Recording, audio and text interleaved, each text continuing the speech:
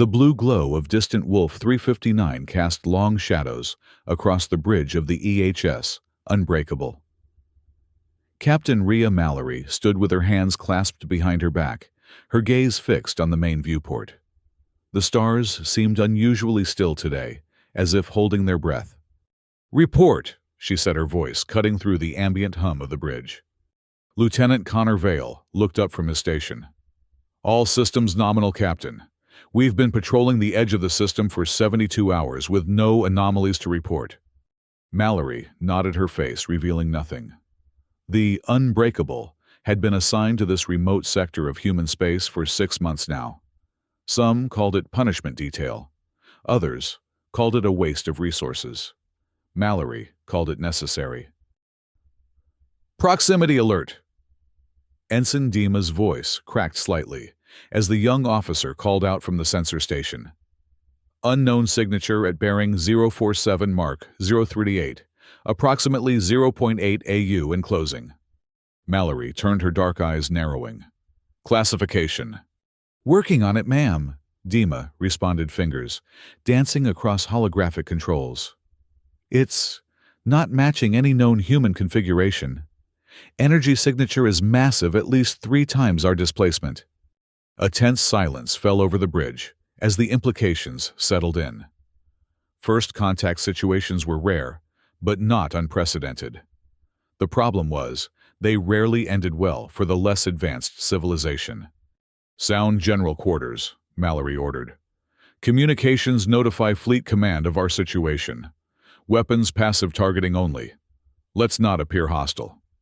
The bridge erupted into controlled chaos as klaxons sounded throughout the ship. The calm blue lighting shifted to alert red, and crew members rushed to battle stations. "Captain," Dima called out again, voice steadier now. "I'm receiving a directed scan. They're examining us." Mallory's jaw tightened. "Let them look." "Shouldn't we raise shields?" Lieutenant Vale asked, his hand hovering over the defensive systems. "No," Mallory replied. "That would signal we consider them a threat. For all we know, they're just curious." But her eyes told a different story. She tapped her comm. "Dr. Lin to the bridge immediately." Within moments, Dr. Asha Lin strode onto the bridge, her lab coat billowing behind her. "Captain, you called for me." Mallory gestured toward the main display. "We have visitors. I need Leviathan ready." Lin's face paled. "The Leviathan protocol. But Captain, it's never been field tested. We don't know if—" "It's not a request, Doctor," Mallory cut her off. "I need options if this goes sideways." Lin hesitated, then nodded. "I'll need access to the main sensor array, and at least 10 minutes to calibrate the system." "You have 5, Mallory replied. "Work with Ensign Dima." As Lin moved to the sensor station, Mallory turned back to the viewport. The alien vessel was visible now, a massive construct of gleaming metal and pulsing energy that dwarfed the Unbreakable. Its design was utterly foreign, with asymmetrical protrusions and what appeared to be crystalline structures embedded within its hull. "Their scan is intensifying," Dima reported. "They're probing our weapon systems, propulsion, everything." Mallory's decision crystallized in an instant. "Dr. Lin, initiate Leviathan, now." "Captain, we're not ready." "Now, Doctor." Lin's fingers flew across her terminal. "Initiating Leviathan protocol. God help us." Deep within the Unbreakable, a system unlike any other in Earth's fleet activated, the Leviathan protocol wasn't a weapon. It was something far more insidious. A data reflection system designed to present false information to scanning entities. It would show the Unbreakable, not as it was, but as humanity wished potential enemies to perceive it. A warship beyond imagination. A vessel carrying the collective nightmares of 1,000 worlds. Aboard the Gerak vessel. Inevitable dominance. Supreme Commander Koshar watched the small human ship with mild curiosity. The Gerak Empire had encountered 17 different spacefaring species in their long history of expansion. 16 had been conquered. 1 had been deemed too primitive to bother with. These humans would likely fall into the latter category based on initial observations. Their vessel was small, crudely designed, and appeared to possess only the most basic, faster-than-light technology. "Complete the scan," Koshar ordered. "Let's see what we're dealing with before we decide whether to conquer or simply mark their territory for future harvesting." First Tactical Officer Zevra nodded. "Completing comprehensive scan now, Supreme Commander." Koshar settled back in his command chair, idly tapping his four-fingered hand against the armrest. Another primitive species to catalog. Perhaps they had some resource worth extracting before moving on. "Supreme Commander," Zevra's voice rose in pitch. I'm getting anomalous readings from the human vessel." Koshar frowned. "Clarify." "The initial scan showed basic technology, but now—" Zevra's scales shifted color from confident blue to concerned yellow. "Now, we're detecting energy signatures that shouldn't be possible.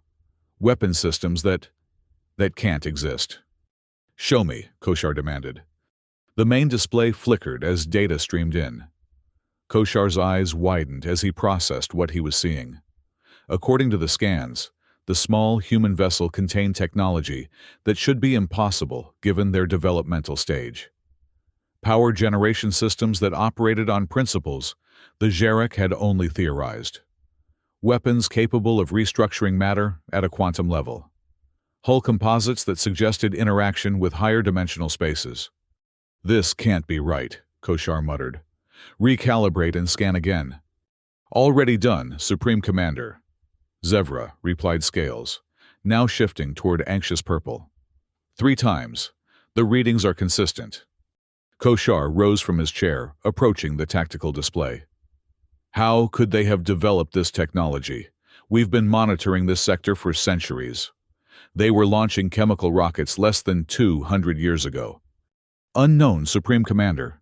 "But there's more." Zevra hesitated. "The structural analysis shows evidence of previous conflicts. Repair patterns consistent with weapons fire we cannot identify. Some of the energy signatures match theoretical models for entities that should not exist in normal spacetime." A cold feeling spread through Koshar's body. The Xeric had encountered legends of ancient beings, entities that dwelled between the stars and occasionally emerged to interact with the physical universe. Most spacefaring races had similar myths. But the Xeric had always dismissed them as primitive superstition. What if they weren't myths? "Our analysis artificial intelligence is requesting a temporary lockdown." Zevra, reported voice, now trembling slightly. "The data contradictions are too severe to process in real time." Koshar stared at the seemingly insignificant human vessel. How could something so small contain such impossibilities? "Supreme Commander, they're hailing us." Koshar took a deep breath, steadying himself. "Open the channel." On the bridge of the Unbreakable, Captain Mallory watched as the Leviathan Protocol did its work. The alien vessel had gone completely still. No movement, no additional scans. Just silent observation. "They're processing what they're seeing," Dr. Lin whispered. "The Leviathan is feeding them exactly what we programmed a warship with technology, so advanced it should terrify any rational being." "Is it working?" Mallory asked. "Based on their reaction, I'd say absolutely," Lin replied, studying her displays. "But, Captain, there's a problem. The system is drawing more power than anticipated. We can't maintain this illusion indefinitely." Lieutenant Vale leaned forward. "Then let's strike while they're confused. One volley from our actual weapons might be enough if they believe we have the capability to—" "We are not firing first," Mallory cut him off sharply. "That's not who we are, and it's certainly not my order." Captain Dima called out, "They're hailing us." Mallory straightened her uniform. On screen, the main display flickered, revealing an alien figure, unlike anything human eyes had ever seen. Tall and slender, with iridescent scales, and multiple eyes arranged around an elongated head, the Xeric commander's presence was imposing, even through a screen. "I am Supreme Commander Koshar of the Xeric Dominion." The alien's voice came through, translated by the ship's computers. "To whom am I speaking?" Mallory stepped forward. Captain Rhea, Mallory of the Earth Hegemony ship, Unbreakable. We are on routine patrol in human territory. Koshar's eyes blinked in unsynchronized patterns. Human territory, interesting designation. We have no record of formal boundary establishments in this sector. Perhaps your records are incomplete, Mallory replied evenly. We've maintained presence here for generations. A lie, but a necessary one. Humanity had only recently expanded to Wolf 359, establishing small research outposts and mining operations. But the Gerak didn't need to know that. Indeed, Koshar responded after a pause. It seems there is much about your species that our intelligence has underestimated. Mallory could feel the tension on the bridge. Everyone knew they were walking a diplomatic tightrope. One wrong word could either trigger an interstellar incident or establish humanity's place among the stars. We are a private people, Mallory said carefully. We prefer to develop at our own pace without interference. Koshar seemed to consider this. A wise approach. Many civilizations rush too quickly into the galactic community, only to find themselves absorbed by stronger powers. The threat was barely veiled, but Mallory didn't flinch. We've found our approach suits us well. We ask only that our boundaries be respected, as we respect the boundaries of others. Captain, Lynn whispered urgently from her station. Leviathan is approaching critical. 3 minutes until system failure. Mallory kept her expression neutral, not taking her eyes off the alien commander. Is there something specific you wish to discuss, Supreme Commander? Or is this simply a diplomatic greeting between neighboring powers? Koshar's body language shifted scales, rippling with changing colors. We had not recognized you as a neighboring power.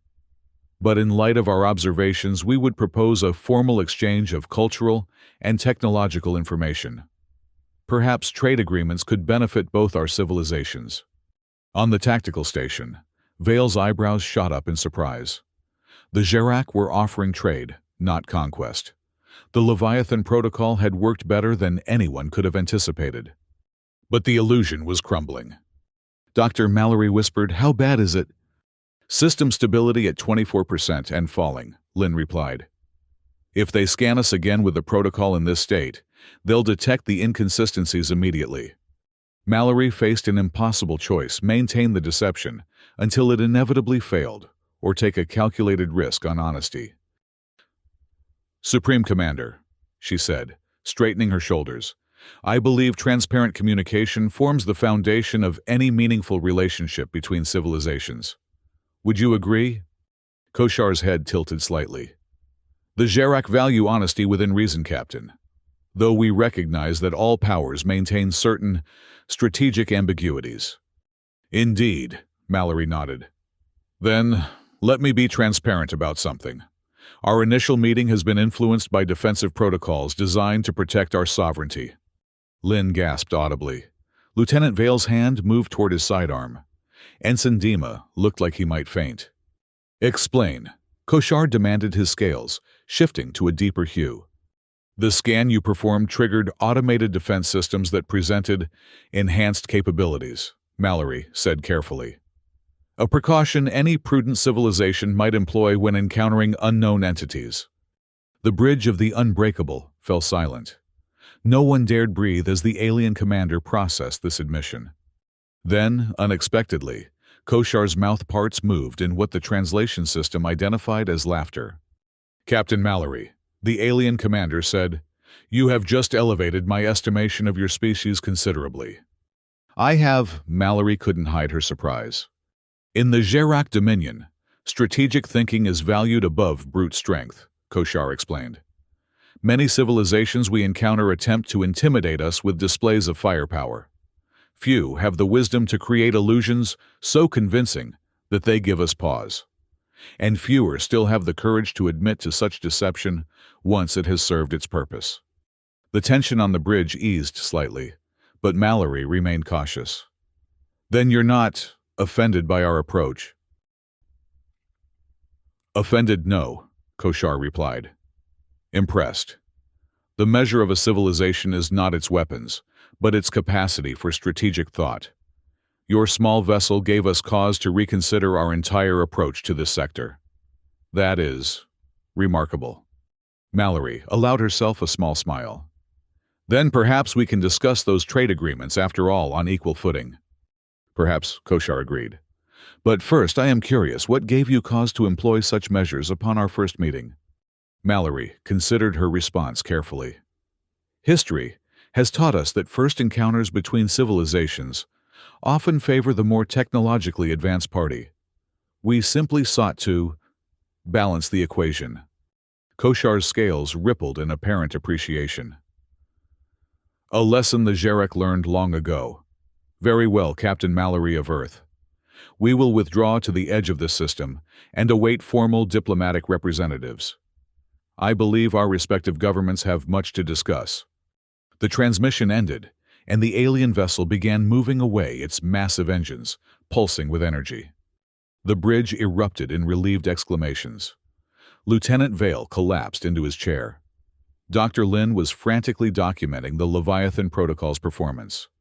Only Ensign Dima seemed confused. Captain, the young officer asked, what just happened? Did we just bluff our way out of an alien invasion? Mallory turned to the ensign with a thoughtful expression. No, Ensign. We demonstrated something far more valuable than military strength. We showed them that humanity is unpredictable, creative, and willing to take calculated risks. In galactic politics, that's worth more than any weapon. She turned back to the viewport, watching the alien vessel shrink into the distance. Communication, send a full report to Fleet Command. Inform them we've made first contact with the Jarek Dominion and request diplomatic personnel be dispatched immediately. As the crew carried out her orders, Mallory reflected on what had just transpired.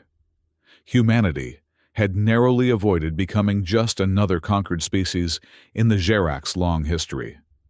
Instead, they had established themselves as a civilization to be approached with caution and respect. Not because of what they were, but because of what the Jarek thought they might be. Sometimes perception was more powerful than reality.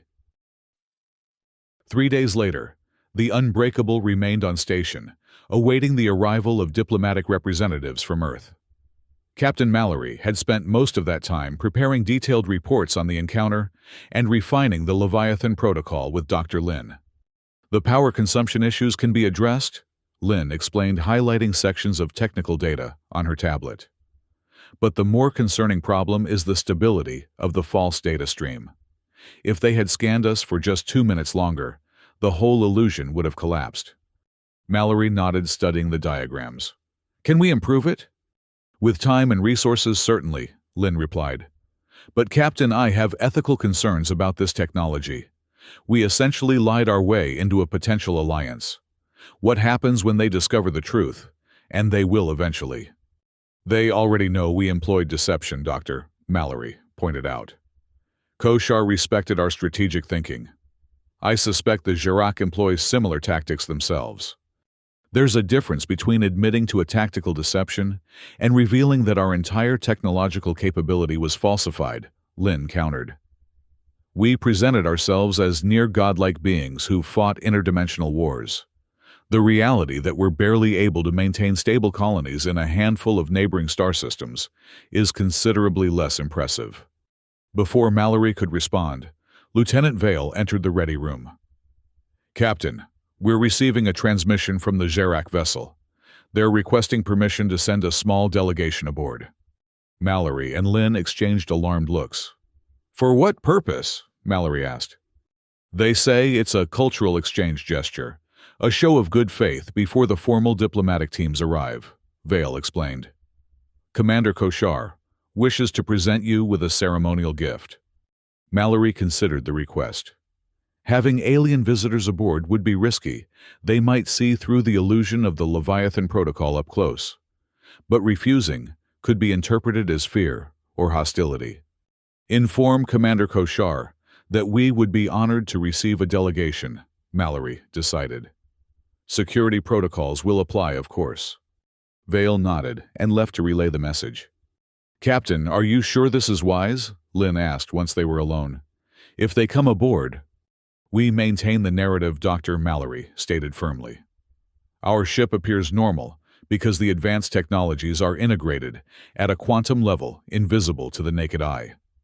The Leviathan Protocol created expectations, and now we have to live up to them without the actual capabilities." Lynn sighed. "Acting is not my specialty, Captain." "Then it's fortunate you won't be the one entertaining our guests," Mallory replied with a thin smile. "Prepare the observation lounge and brief the senior staff. No one speaks about specific capabilities or technologies. If pressed, they should redirect questions or claim security protocols, prevent disclosure." When the Gerak delegation arrived several hours later, the crew of the Unbreakable was as ready as they could be. Captain Mallory, Lieutenant Vale, Dr. Lin, and Ensign Dima stood in the main hangar bay as the alien shuttle docked with precise movements. The shuttle's door slid open, revealing Supreme Commander Koshar, accompanied by two other Gerak. All three wore elaborate ceremonial armor that caught the light in mesmerizing patterns. Captain Mallory, Koshar, greeted, extending all four arms in what appeared to be a formal gesture. "I appreciate your willingness to receive us aboard your vessel." Mallory mirrored the gesture as best she could with her two arms. "Welcome aboard the Unbreakable, Supreme Commander. We're honored by your presence." Koshar's scales rippled with what the translation system interpreted as pleasure. "Allow me to introduce First Tactical Officer Zevra and Cultural Interpreter Moxtel." He gestured to his companions, who performed similar greeting motions. "This is my senior staff," Mallory replied, introducing each officer in turn. "They will accompany us during your visit." The Gerak delegation followed Mallory through the corridors of the Unbreakable. Mallory had carefully planned their route to showcase the most impressive sections of the ship, while avoiding areas that might contradict the illusion created by the Leviathan Protocol. "Your vessel is smaller than I anticipated," Koshar commented, his multiple eyes scanning the surroundings with evident curiosity. Size is rarely indicative of capability, Supreme Commander," Mallory replied smoothly. "The Unbreakable is designed for efficiency rather than intimidation." Koshar's scales shifted in what might have been appreciation of the statement. "A philosophy the Gerak might benefit from considering. Our vessels have grown increasingly massive with each generation, sometimes to our detriment." They arrived at the observation lounge where refreshments had been arranged based on the limited xenobiological data available on Gerak physiology. The large viewport offered a spectacular view of the distant Wolf 359 and the massive Gerak vessel hanging in space nearby. Once they were seated, Koshar produced a small, crystalline object from a compartment in his armor. "As promised, a token of respect from the Gerak Dominion to Earth." He placed the crystal on the table. It immediately began to glow with an inner light projecting a three-dimensional star map into the air above them. "This is a navigational chart of Gerak-controlled space and known territories beyond," Koshar explained. "Not comprehensive, of course. Some strategic information has been omitted, but sufficient to facilitate future interactions between our peoples." Mallory studied the projection with genuine appreciation. The map revealed that the Gerak Dominion was far more extensive than human intelligence had estimated, encompassing dozens of star systems in a rough, spherical pattern extending away from Earth space. "A generous gift," Mallory acknowledged. "One we will study carefully." "I hope so," Koshar replied, his tone suddenly more serious. "Because it reveals something I believe you should know, Captain. The Gerak are not the most formidable power in this region of space." The statement hung in the air, heavy with implication. "Explain," Mallory prompted, maintaining her composure despite her surprise. Koshar gestured to a section of the map where the Gerak territory abruptly ended. "Beyond this boundary lies the domain of the Vex Collective. We do not venture there. Those who have do not return." "You fear them," Mallory observed. "Fear is a rational response to superior power," Koshar said simply. "The Vex operate on principles we do not understand. Their technology appears to defy natural laws as we comprehend them." Mallory exchanged a quick glance with Dr. Lin, who had gone very still. The fictional capabilities they had projected through the Leviathan Protocol suddenly seemed less imaginary. "Why share this information with us?" Mallory asked carefully. Koshar's scales shifted to a deep, solemn blue. "Because your vessel's scan profile shares disturbing similarities with Vex technology. When we first detected these patterns, we assumed you must be either their allies or their survivors." A chill ran down Mallory's spine. The Leviathan Protocol had been programmed with theoretical technology concepts at the absolute frontier of human scientific understanding. If the Vex actually possessed such capabilities, "We have no formal relationship with any entity called the Vex Collective," Mallory stated truthfully. "Then, how do you explain the quantum resonance patterns in your hull?" First Tactical Officer Zevra interjected, their scales pulsing with agitation. "Or the dimensional folding signatures in your power core?" Dr. Lin coughed nervously. "Our technological development path has been unique." "Indeed," Koshar agreed, his gaze intensifying. "Which leads me to believe one of two possibilities. Either you encountered Vex technology and somehow integrated it into your systems, or, Mallory prompted when the alien commander hesitated. "Or you have faced the Vex in conflict and survived," Koshar finished. "If the latter is true, Captain Mallory, then the Gerak Dominion would value an alliance with Earth far beyond mere trade agreements." Mallory found herself in an exquisite diplomatic trap. The Leviathan Protocol had worked too well, creating expectations she couldn't possibly fulfill. Yet the potential benefits of an alliance with a spacefaring civilization, as advanced as the Gerak, were too significant to sacrifice on the altar of complete honesty. "Supreme Commander," she began carefully, "Earth's policy regarding our technological development and previous encounters is classified at the highest levels. I am not authorized to confirm or deny specific engagements." It wasn't a confirmation, but it wasn't a denial either. Perfect diplomatic ambiguity. Koshar seemed to accept this non-answer. "Of course. Such matters would be addressed during formal diplomatic exchanges. I merely wish to understand the context of our meeting." "Understand this," Mallory said, leaning forward slightly. "Earth seeks peaceful relations with all intelligent species. We develop our capabilities not for conquest, but for protection.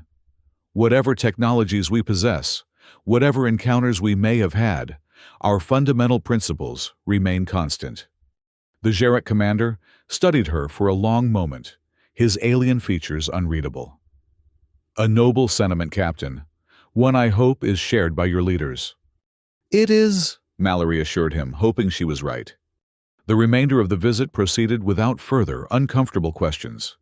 The Gerak delegation toured several more areas of the ship, examined harmless human cultural artifacts, and even sampled synthesized foods compatible with their biology. As they prepared to depart, Koshar took Mallory aside for a final private word. "You have navigated this encounter with remarkable skill, Captain," the alien commander said quietly. "Few would have the courage to admit deception or the wisdom to maintain necessary ambiguity thereafter." Mallory inclined her head slightly. "High praise from a species with far more diplomatic experience than our own." "Experience often comes at great cost," Koshar replied. "The Gerak were once much like humans, isolated, vulnerable, thinking ourselves the center of creation. Reality proved educative." "And now?" Mallory asked. Koshar's scales shifted through a complex pattern of colors. "Now, we understand that survival in this galaxy requires more than strength. It requires perception management, creating beliefs in others that serve your interests, whether those beliefs are entirely accurate or not." The alien commander was practically spelling out that he knew the Leviathan Protocol was a more extensive deception than Mallory had admitted. Yet he seemed to respect the strategy rather than condemn it. "A philosophy not unfamiliar to human history," Mallory acknowledged. "Then perhaps our species are more alike than initial appearances suggest," Koshar said. I look forward to discovering the truth of that in the years to come." With that enigmatic statement, the Gerak delegation returned to their shuttle. Mallory watched from the hangar bay as they departed, a complex mixture of relief and apprehension swirling within her. "That went better than expected," Lieutenant Vale commented as they returned to the bridge. "Did it?" Dr. Lin murmured. "We've potentially backed ourselves into a diplomatic corner. The Gerak clearly believe we have capabilities we don't possess, and knowledge of threats we've never encountered." "We have what they believe we have," Mallory stated firmly, "until proven otherwise. That's how diplomacy works between newly contacted powers." Ensign Dima looked troubled. "But, Captain, what if these Vex actually exist? What if they're as dangerous as the Gerak claim? We've essentially presented ourselves as having experience with them." Mallory took her command chair, considering the young officer's concerns. "Then, we learn everything we can as quickly as we can. Knowledge is our true advantage, Ensign, not fictitious weapons." The Unbreakable continued its vigil at the edge of the Wolf 359 system for another week before the diplomatic vessel from Earth arrived. During that time, the Gerak maintained their distance, occasionally sending cultural information, but never pressing for additional meetings. When Fleet Admiral Jameson arrived aboard the diplomatic cruiser, Covenant, Mallory provided a complete briefing on the encounter, including the use of the Leviathan Protocol and its unexpected consequences. "Let me understand this correctly, Captain," Jameson said, pacing the conference room. "You convinced an advanced alien civilization that we possess technology capable of interdimensional warfare, and now they want an alliance because they think we've survived encounters with an even more advanced species that terrifies them." Mallory stood at attention. "That summarizes the situation, Admiral." Jameson stopped pacing and stared at her. Then, to Mallory's surprise, he laughed. "That's either the most brilliant first contact in history or the beginning of an interstellar incident that will be studied for centuries." "Sir." The Admiral took a seat, gesturing for Mallory to do the same. "The Diplomatic Corps will handle the formal negotiations with the Gerak, but they'll need someone who understands the unique foundation of this relationship." "I'm a starship captain, not a diplomat," Mallory pointed out. "You've demonstrated otherwise," Jameson countered. "The Joint Chiefs have reviewed your reports and the data from the Leviathan Protocol. Effective immediately, you're being reassigned as Strategic Advisor to the Interstellar Diplomatic Corps." Mallory blinked in surprise. "Sir, I haven't been trained for—" "No one has been trained for this, Captain," Jameson interrupted. "We're making history here. Human expansion into the galaxy was proceeding cautiously, precisely because we feared encountering technologically superior civilizations. Now, thanks to your creative approach, we've positioned ourselves as a power to be respected, rather than a primitive species to be conquered or ignored." "Based on a lie," Mallory said quietly. Jameson's expression grew serious. "Based on perception management. And our job now is to make that perception reality as quickly as possible." "How?"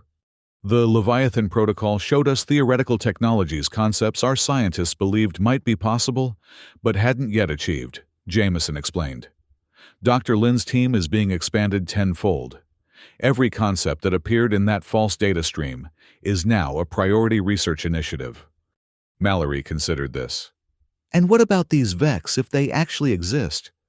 "Then we need to know everything about them before they know anything about us," Jameson finished for her. "The Gerak will be our primary source of intelligence, at least initially. They'll expect us to share information in return," Mallory pointed out. Jameson smiled thinly. "And we will. Carefully curated information that supports the narrative you've established while revealing nothing of our actual limitations." It was elegant in its simplicity, using diplomatic channels to gather intelligence on potential threats, while simultaneously building up Earth's technological capabilities based on the blueprint provided by the Leviathan Protocol. "There's one more thing, Admiral," Mallory said, deciding to voice her lingering concern. "Supreme Commander Koshar implied that he knew we were being less than forthcoming about our capabilities. Yet, He seemed to respect the strategy, rather than take offense. Jameson nodded thoughtfully. That suggests the Xeric themselves employ similar tactics. It's a dance of shadows, Captain. They know we're not showing everything we know. They're not showing everything, and both sides respect the game enough to proceed anyway.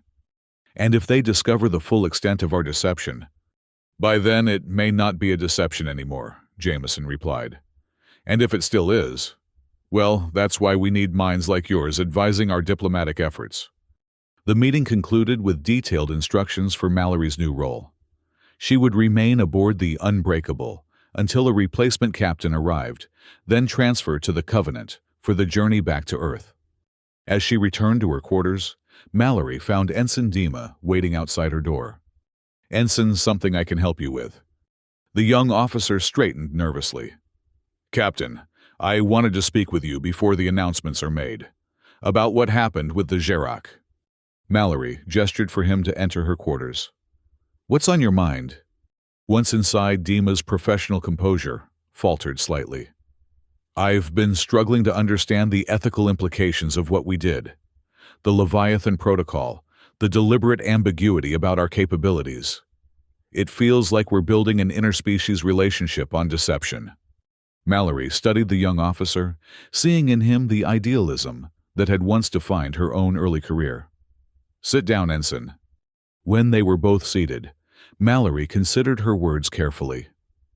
"What do you think would have happened if the Xerac had seen us as we truly are? A young species with limited reach and relatively primitive technology." "They might have conquered us," Dima admitted, "based on their history." "Almost certainly," Mallory agreed. "In an ideal universe, first contact would always be based on mutual respect and complete honesty. But we don't live in that universe."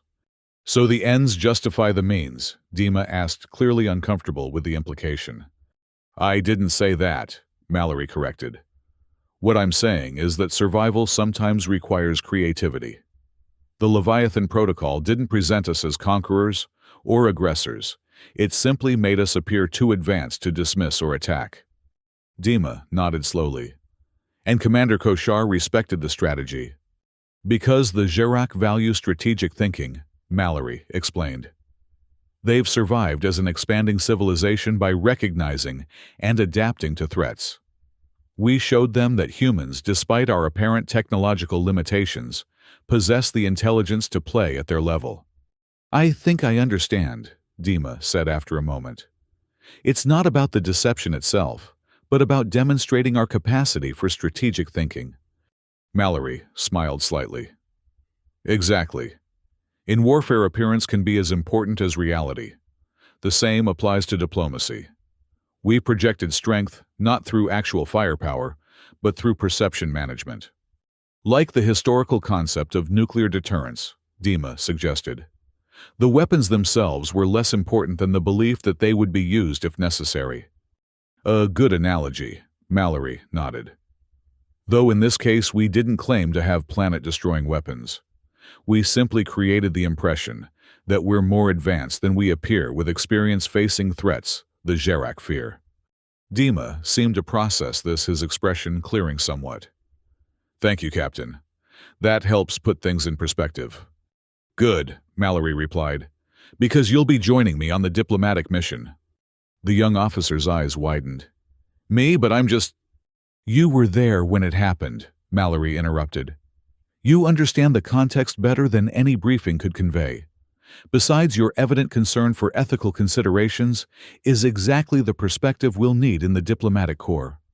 Dima straightened a mix of pride and apprehension on his face. "I'll do my best, Captain." "I know you will, Ensign," Mallory assured him. "This is just the beginning. Humanity's first real step into the galactic community. Whatever challenges come next, we'll face them the same way we face the Xerac, with intelligence, creativity, and strategic thinking." As Dima left, Mallory turned to the viewport in her quarters, staring out at the distant stars. Somewhere out there, the Vex Collective might truly exist. Other civilizations with technologies and capabilities beyond human comprehension certainly did. But humanity had won its first encounter not through superior firepower or advanced technology, but through understanding the psychology of perception. They had bluffed their way into the game, and now they had to learn to play for real. The Leviathan Protocol had bought them time to develop, to learn, to prepare. And sometimes, time was the most valuable resource of all. 3 months later, a message was transmitted from Jarak space to various power centers throughout the explored galaxy. Its contents were brief but consequential. Territory adjacent to the Sol system, now recognized as Earth Hegemony Space. Non-aggression and mutual defense pact established between Jarak Dominion and Earth Hegemony. Third parties are advised that Earth vessels operate with unexpected capabilities. They are not the strongest power we have encountered, but they may well convince you that they are. The message was intercepted and analyzed by dozens of civilizations. Some dismissed it as typical Jarak political maneuvering. Others wondered what could have possibly prompted the notoriously expansionist Jarak to establish a mutual defense pact with a previously unknown species. Only the highest echelons of Earth's government knew the truth that humanity's place in the galactic order had been secured not by actual strength, but by the perception of strength, a perception they were now working feverishly to make reality. In her new office at the Interstellar Diplomatic Corps headquarters in Geneva, Captain Rhea Mallory reviewed the latest research reports based on the Leviathan Protocol data. Some of the theoretical technologies were already moving from concept to prototype. Others remained frustratingly beyond reach. But they had time now. Time and breathing room to develop at their own pace, protected by the reputation they had crafted. A small hologram on her desk displayed the star map the Jarak had gifted them, with the mysterious territory of the Vex Collective, highlighted in pulsing red. Whether that threat was real, or another piece of diplomatic theater, remained to be seen. Either way, humanity was now a player in the game of interstellar politics, not because they were ready, but because they had convinced others they were. Perception, after all, was often more powerful than reality. And sometimes, a well-crafted illusion could become truth, given enough time and determination.